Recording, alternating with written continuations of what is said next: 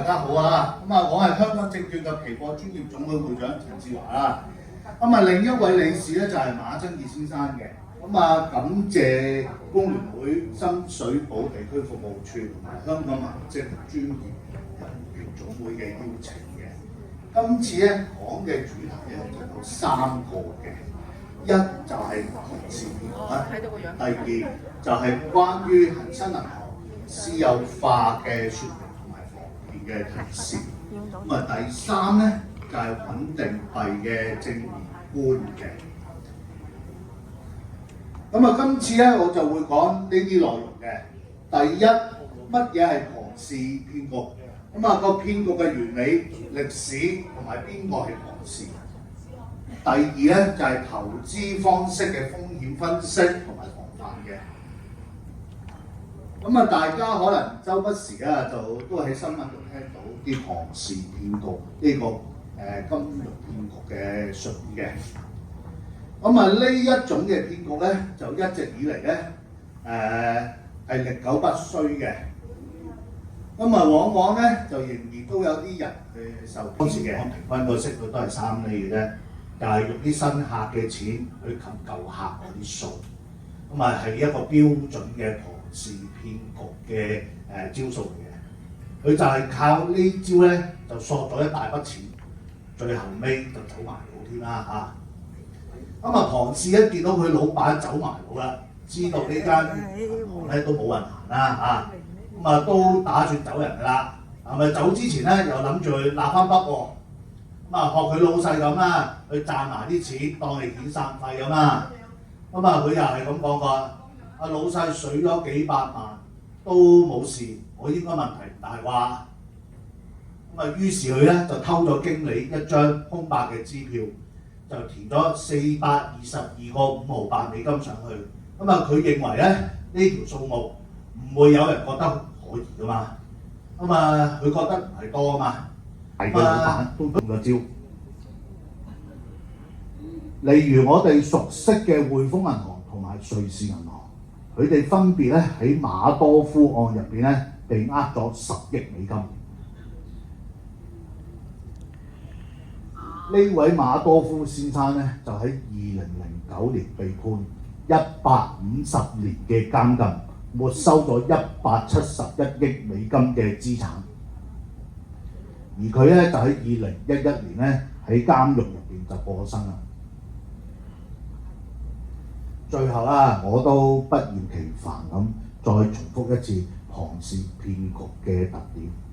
雖然龐氏騙局咧係包裝同埋啲宣傳手法同埋啲日新月異嗰啲嘢，混入咗咧好多啲流行嘅新嘅概念，但係佢哋本身咧大多數都係具備共通嘅特徵。為咗提高個競爭性同埋投資嘅計劃，需要保密或者強調咧就過於複雜，冇辦法向客戶咧解釋清楚嘅。4未有向相關嘅金融監管機構去註冊嘅。5佢哋唔容許客戶翻查佢哋投資相關嘅官方文件。6客戶嘅提取嘅資金咧係會遇到困難嘅。我哋再補充一啲啦，龐氏騙局咧就同另一種層壓式嘅騙局咧係好相似嘅，但好多層壓式嘅騙局表面上嚟睇都係合法嘅，往往咧就係好難被發現到嘅。但係兩者之間最大差別咧就係介紹啦，我自己啦，我叫馬爭傑，我係香港證券及期貨專業總會嘅理事。我另一個身份係香港就唔開名啦，香港某間證券行嘅香港區負責人。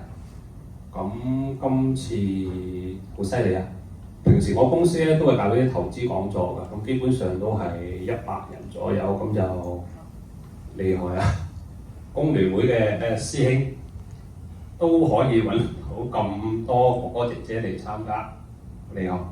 好，咁我諗大約係喺6月嗰陣時候開始，咁我舉辦完啲投資講座之後咧，咁就好多客人咁啊走嚟同我講：喂，馬生，我喺電視咧睇到話穩定幣喎，究竟咩嚟㗎？喂，馬生，穩定幣係咪可以有得炒㗎？係咪可以升值㗎？好似比特幣啊、以太幣咁。所以咧就想今次趁呢個機會嚟同大家解釋一下乜嘢叫做穩定幣。銀行嗰度排隊填份表，嗰份表就係攞嚟做電匯嘅。咁基本上起碼填4頁紙啦。咁你填完之後交翻去銀行，跟住個銀行就快嘅2-3日咯，慢嘅可能1個禮拜。咁你喺身處喺外國嘅孫仔啊、親戚啊，就先至係會收到呢筆錢。咁但係要好幸運喎。如果嗰陣時係你個孫仔係可能係禮拜4晚或者5晚先打電話俾你嘅，咁你唯一可以係拖到去禮拜1你先去到銀行嗰度做。